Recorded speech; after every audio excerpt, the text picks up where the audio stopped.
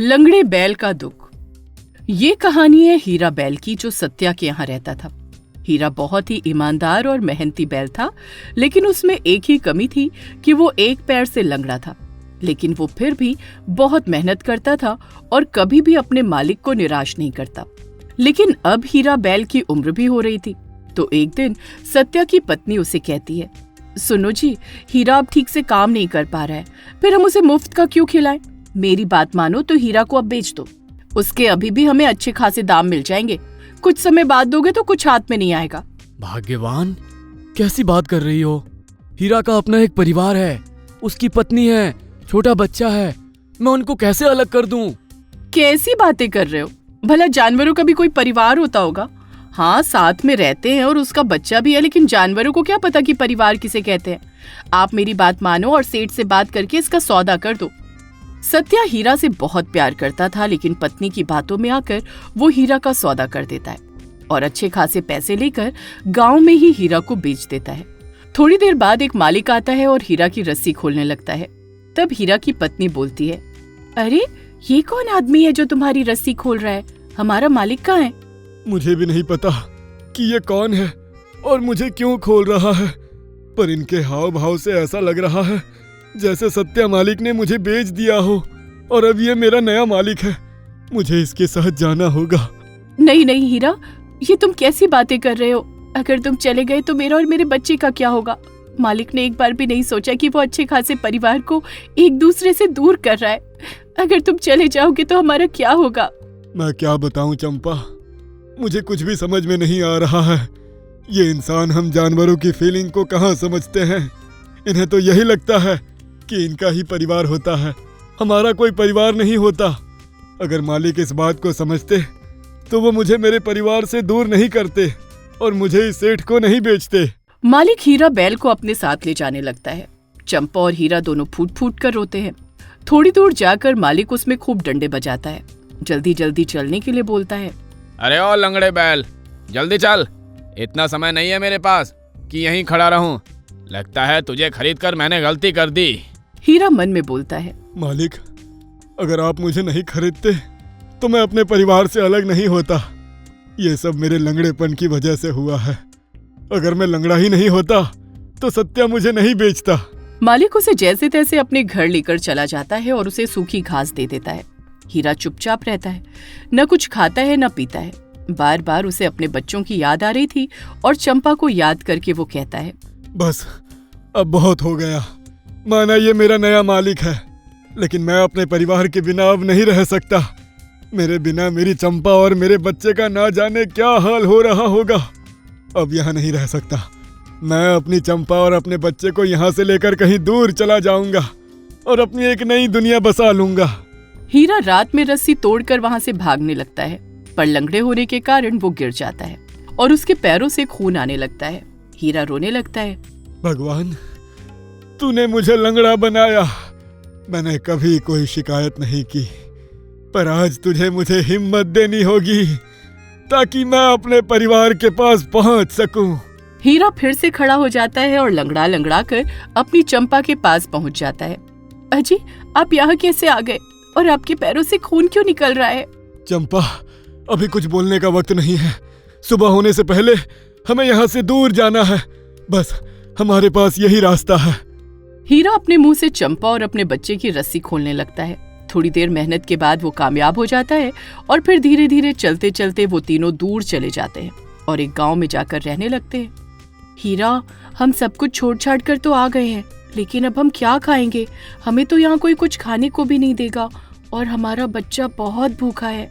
तुम चिंता मत करो, मैं कुछ न कुछ इंतजाम कर लूंगा, पर अपनी बीवी और बच्चे को भूखा सोने नहीं दूंगा। तुम मेरा इंतजार करना, मैं कुछ न कुछ खाने के लिए लेकर आता हूँ। हीरा चंपा को और अपने बेटे को छोड़कर घर से चला जाता है। वो जगह जगह जाकर मजदूरी के लिए गुहार लगाता है, लेकिन उसे कोई मजदूरी नहीं देता क्योंकि वो लंगड़ा था। ओए लंगड़े बैल, भाग यहाँ से। ठीक ठाक होता तो कुछ काम आ जाता, मगर अब क्या ही काम करेगा तू? भाग यहाँ से। हीरा बेचारा भटकता रहता है। उधर चंपा भी इंतजार करती रहती है। उसका बेटा बहुत भूखा था, तो वो घर घर जाकर रोटी मांगने लगी। फिर उसे एक दो घर से रोटी मिल गई।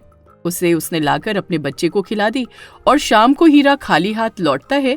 तब चंपा बोलती है, क्या हुआ, कोई काम मिला तुम्हें? नहीं चंपा, मैंने हर जगह काम ढूंढने की कोशिश करी, लेकिन मेरे पैर की वजह से मुझे किसी ने कोई काम नहीं दिया। सबने यही कहकर ठुकरा दिया कि मैं लंगड़ा हूं, तो क्या काम करूंगा? तू ही बता चंपा, अगर मैं लंगड़ा हूं तो क्या मैं किसी भी काम के काबिल नहीं हूं? मैं इस काबिल भी नहीं हूं कि अपने बीवी बच्चों का पेट पाल सकूं। अगर मैं लंगड़ा हूं तो इसमें मेरी क्या गलती है? लोग मेरी इस कमी का मजाक क्यों बनाते हैं? तुम चिंता मत करो, सब ठीक हो जाएगा। जिस चीज पर लोग आज मजाक बना रहे वही तुम्हारी ताकत बनेगी। मुझे पता है तुम अपने परिवार के लिए कुछ भी कर सकते हो और तुम करोगे। छोड़ो, ये लो, ये 2 रोटी तुम भी खा लो। रोटी? तुम कहां से लेकर आई हो ये रोटी? हीरा मुन्ना बहुत रो रहा था, उसे बहुत भूख लग रही थी, इसलिए मैं घर घर जाकर रोटी मांग कर ले आई। कुछ लोगों ने मुझे रोटी दे दी, जिसकी वजह से हमारे बच्चे का पेट भर गया। अब तुम भी खा लो। चंपा की बात सुनकर हीरा बहुत दुखी हो जाता है और मन में बोलता है, मैं अपने बीवी बच्चों का पेट भी नहीं भर सकता। आज इसको मेरी वजह से घर घर भीख मांगनी पड़ी। दोनों पति पत्नी एक एक रोटी खाकर सो जाते हैं। अगले दिन हीरा के दिमाग में एक तरकीब आती है। वो लकड़ी इकट्ठा करता है और उसे पट्टे की तरह जोड़ता है और एक रिक्शा तैयार करता है। वो उसे लेकर बाहर निकलता है, जिसमें वो सामान ढोकर पहुंचाने लगा और पैसे कमाने लगा। सब उसकी इस तरकीब को देखकर बोलते हैं, अरे वाह, देखो, इस लंगड़े बैल ने तो सामान ढोने के लिए लकड़ी को रिक्शा की तरह बना दिया।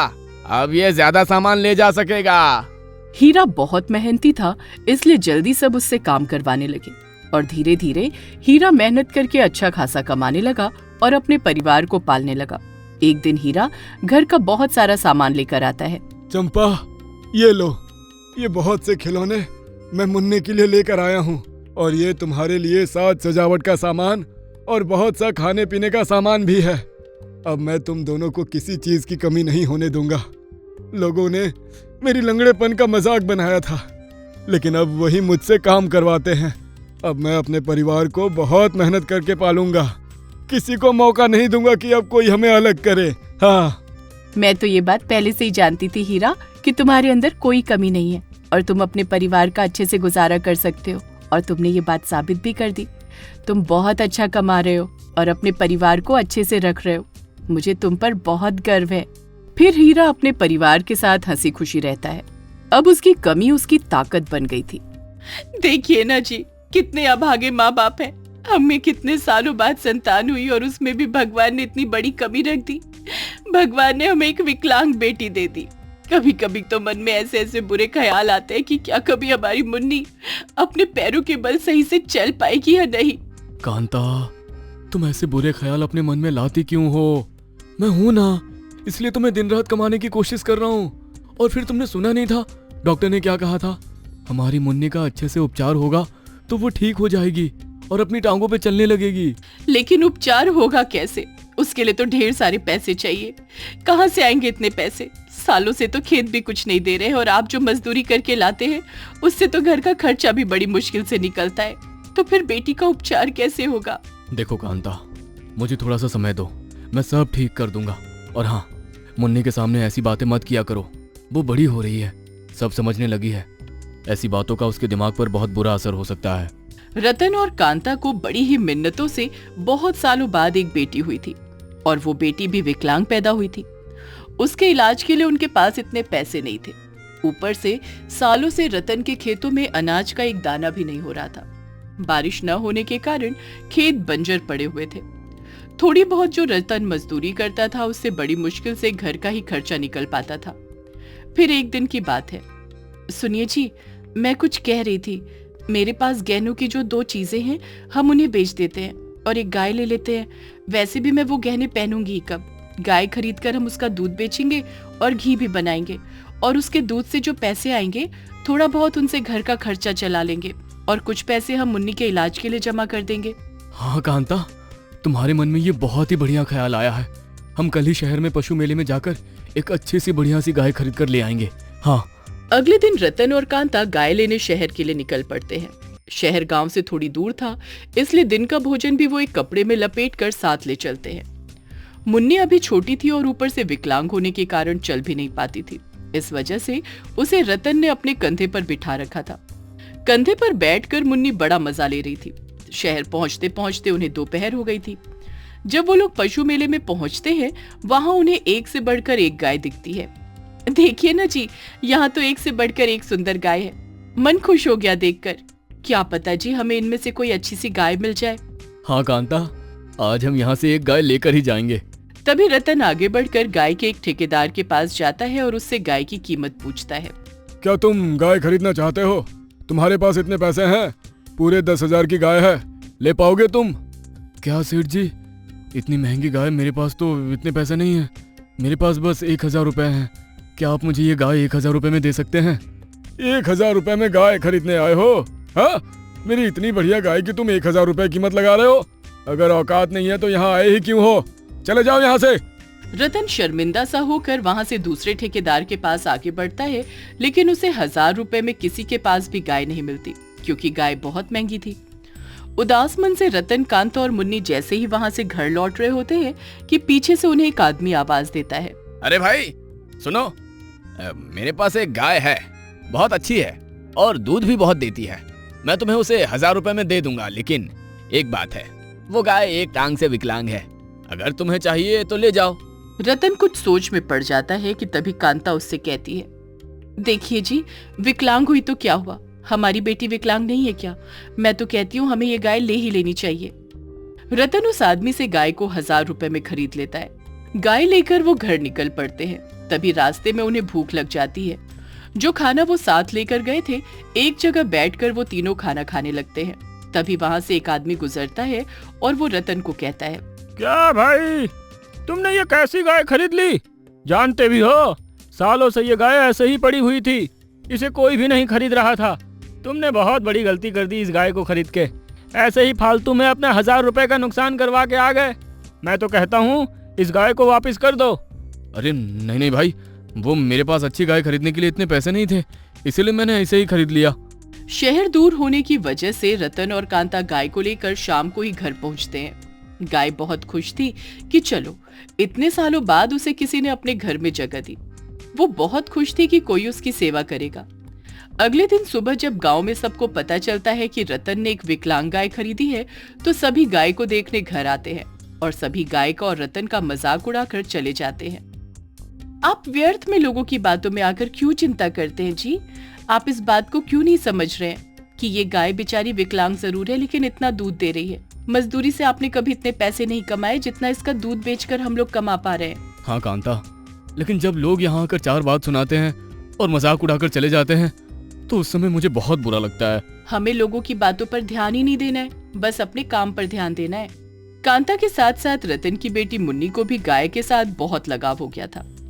मुन्नी विकलांग जरूर थी, लेकिन वो गाय की बहुत सेवा कर रही थी और गाय को भी उसके साथ बहुत प्यार हो गया था। गाय मुन्नी और कांता की सेवा से बहुत प्रसन्न थी। फिर एक दिन की बात है। अरे भाई रतन, क्या तुमने अभी भी इस विकलांग और अपाहिज गाय को नहीं बेचा?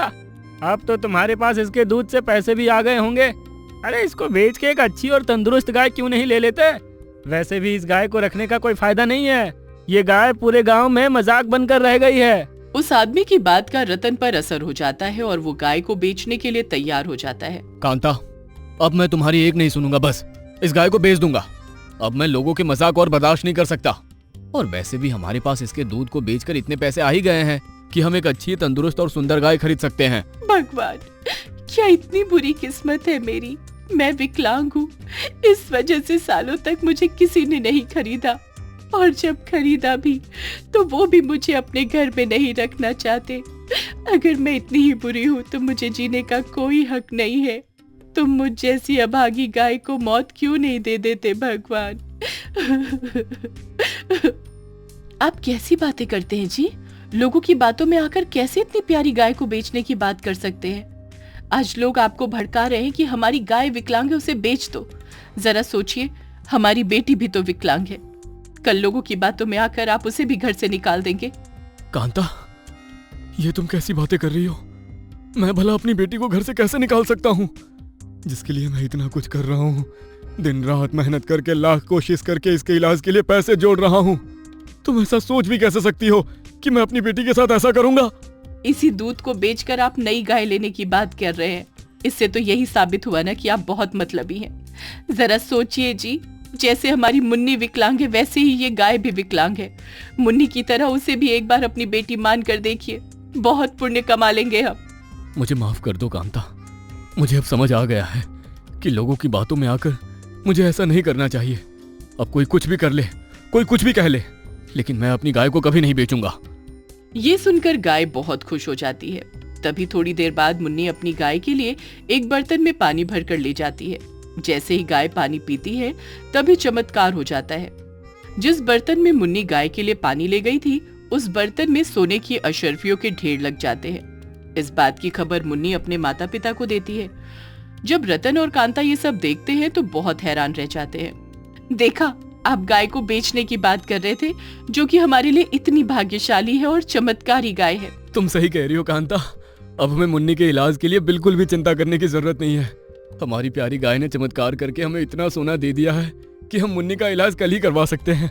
कांता और रतन वो सोने की अशर्फियां सुनार के पास जाकर बेच आते हैं और मुन्नी का बहुत बड़े अस्पताल में अच्छे से इलाज करवाते हैं। जिसके बाद धीरे धीरे मुन्नी अपनी टांगों पर खड़ी होकर चलने लगती है।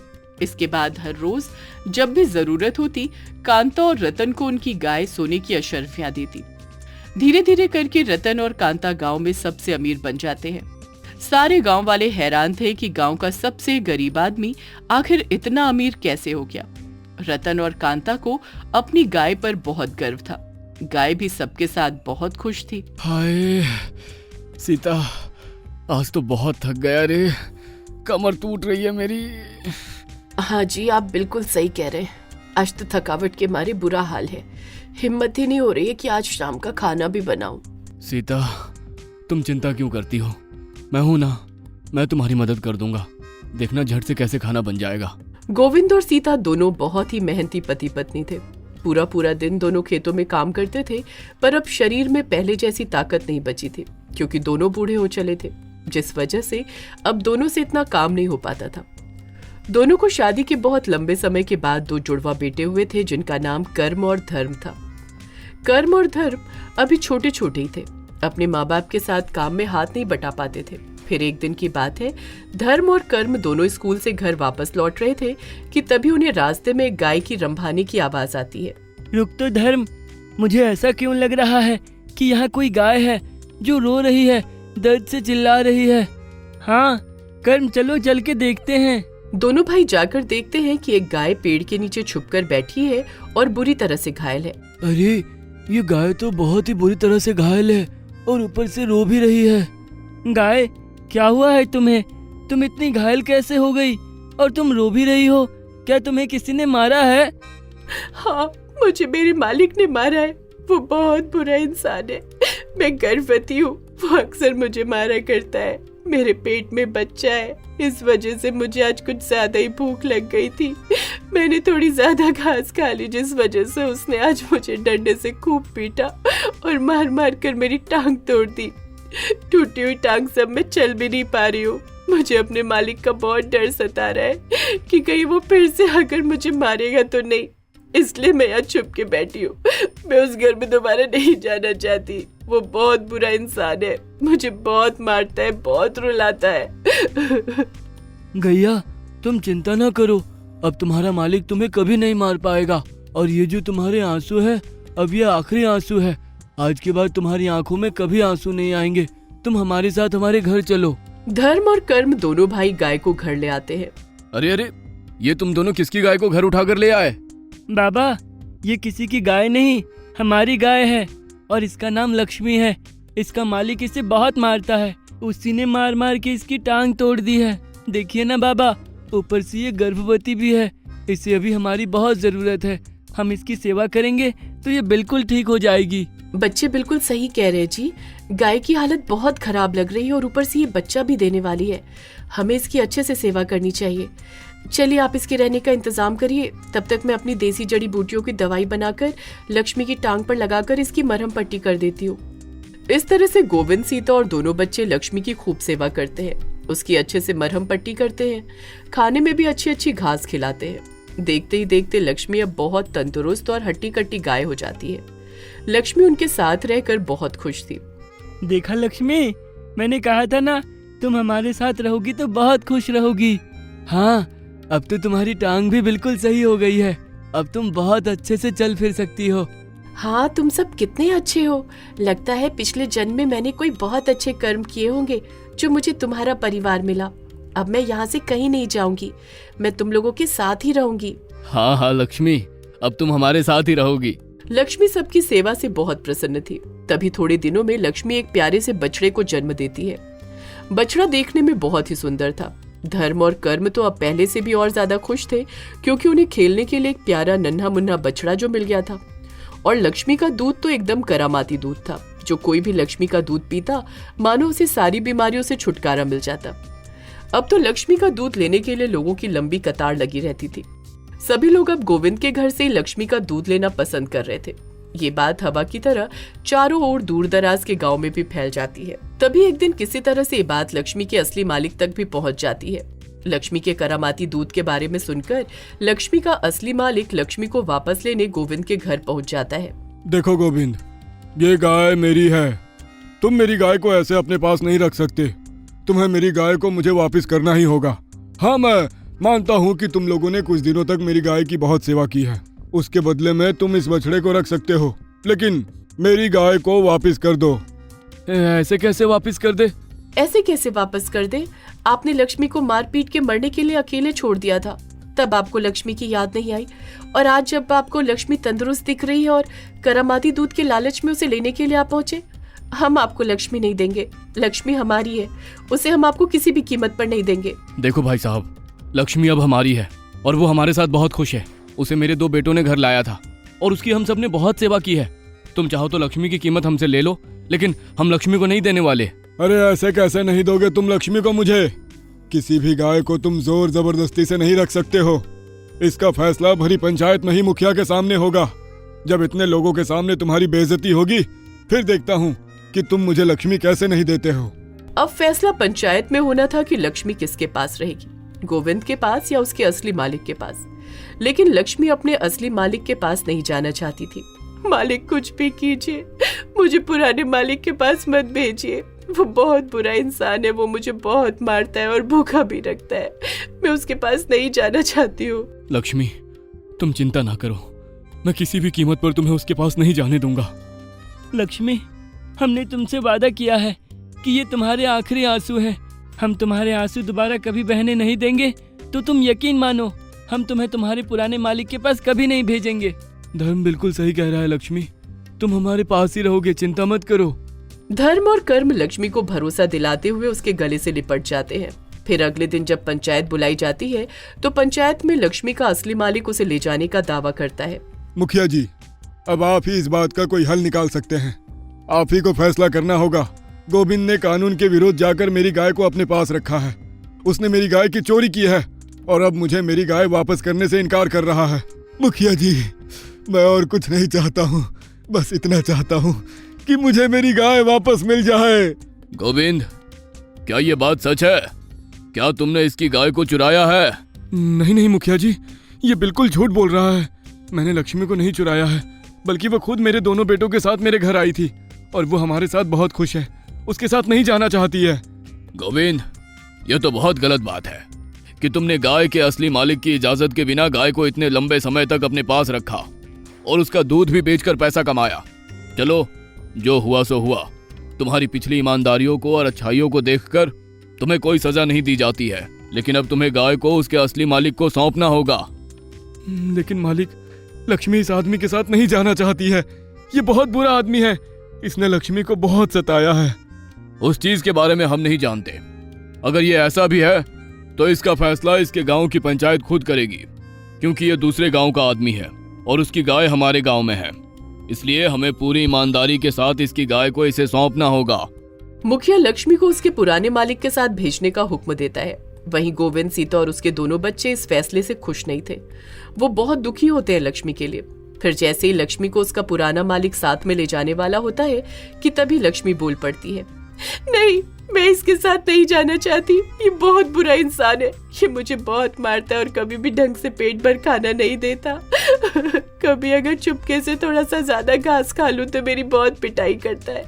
अगर मैं दोबारा इसके साथ चली गई तो ये मुझे फिर से मारना शुरू कर देगा और अब तो मेरा बच्चा भी है। मैंने तो इसकी मार जैसे तैसे झेल ली थी, लेकिन अगर कोई मेरे बच्चे के साथ ऐसा करेगा तो मैं बर्दाश्त नहीं कर पाऊंगी। अब तो यकीन हुआ ना मुखिया जी आपको? लक्ष्मी ने खुद अपने मुंह से इस आदमी की सारी सच्चाई बता दी। अब भी आपको लगता है कि लक्ष्मी को इसके साथ भेजना चाहिए? नहीं मुखिया जी, ये गाय बिल्कुल गलत बोल रही है। ऐसा कुछ नहीं है। ये गाय झूठ नहीं बोल रही है, बल्कि तुम झूठ बोल रहे हो। तुमने हमारी गांव की पंचायत की तौहीन की है और साथ में गाय पर डंडा चलाकर उसे मार पीट के रुला के बहुत बड़ा जुर्म किया है। और झूठ बोलकर पंचायत बुलवाने के जुर्म में तुम्हें कड़ी से कड़ी सजा मिलनी चाहिए। मुखिया लक्ष्मी को गोविंद को सौंपने का हुक्म सुनाता है और लक्ष्मी के पुराने मालिक को पुलिस के हवाले करवाकर गाय पर किए गए अत्याचार के लिए कड़ी से कड़ी सजा दिलवाता है। इस तरह से लक्ष्मी और उसका बच्चा गोविंद और उसके परिवार के साथ रहकर बहुत खुश थे।